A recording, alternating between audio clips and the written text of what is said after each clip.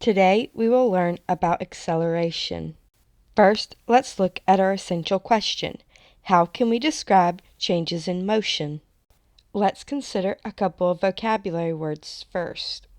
Velocity is the speed of something in a specific direction. For example, I am driving 70 miles per hour north on the interstate.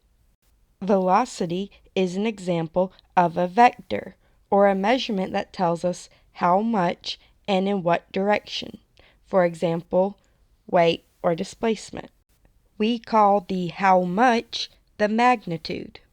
Now let's consider the first topic question. What is acceleration? In this example, a boy is chasing a soccer ball. He accelerates in order to catch up to the ball, meaning he speeds up. Over 5 seconds, his velocity increases from 2 meters per second to 5 meters per second. That means that he's still moving in the same direction to the right, but he's speeding up. Remember, acceleration is a vector which measures the rate at which an object's velocity changes over a certain period of time. That's why acceleration can be positive or negative. The positive or negative in front of the acceleration tells you the direction. Now we get to topic question 2. What are the 3 types of acceleration? The first type of acceleration is what we are most familiar with, and it's the one that was used in the previous example. Something accelerates as it speeds up. That's because although we're still moving in the same direction, the magnitude is changing. Something can also accelerate as it slows down. Just like the previous example, when something slows down, it may be going in the same direction, but its magnitude is changing.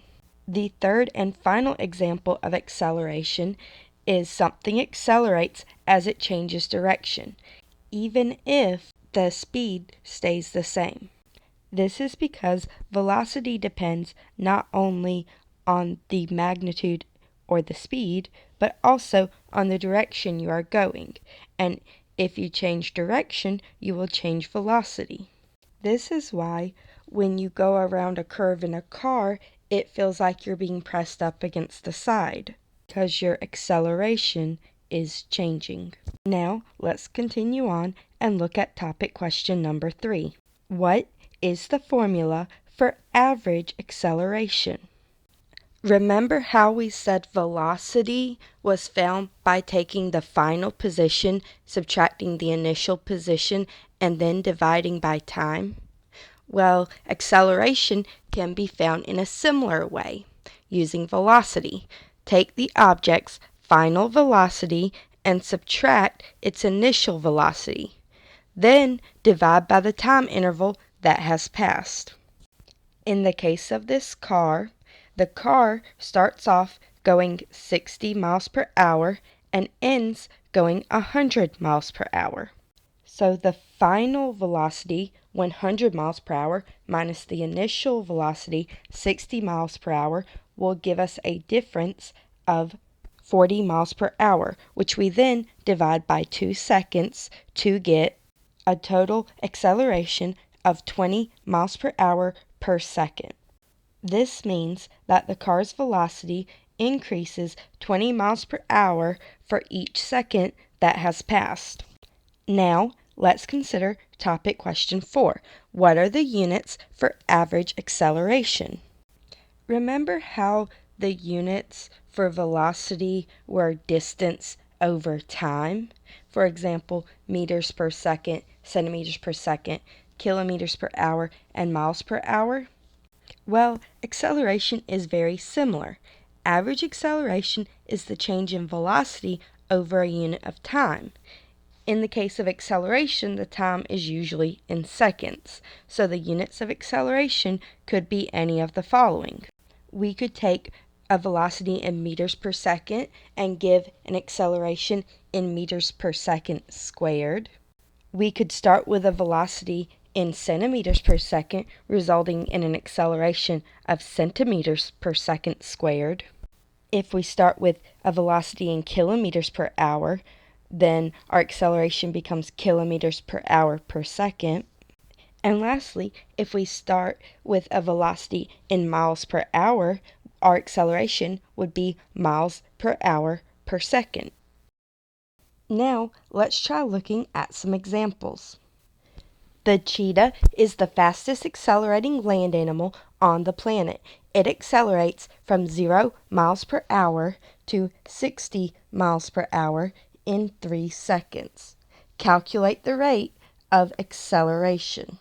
Well, since we are looking for acceleration, we will start with A is equal to V final, or the final velocity, minus VI, the initial velocity, all over the time t.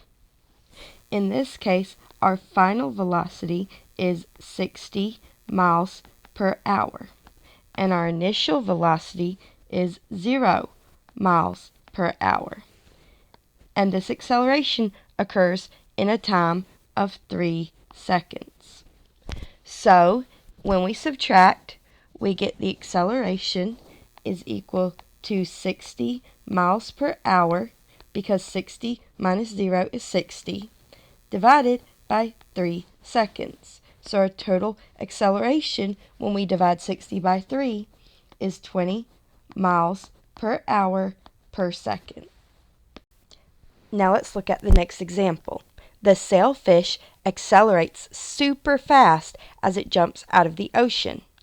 It accelerates from a swim at 10 kilometers per hour to a leap of 110 kilometers per hour in 3 seconds. Calculate the rate of acceleration. Well, since we are looking for acceleration, we're going to once again use A equals VF minus VI over t.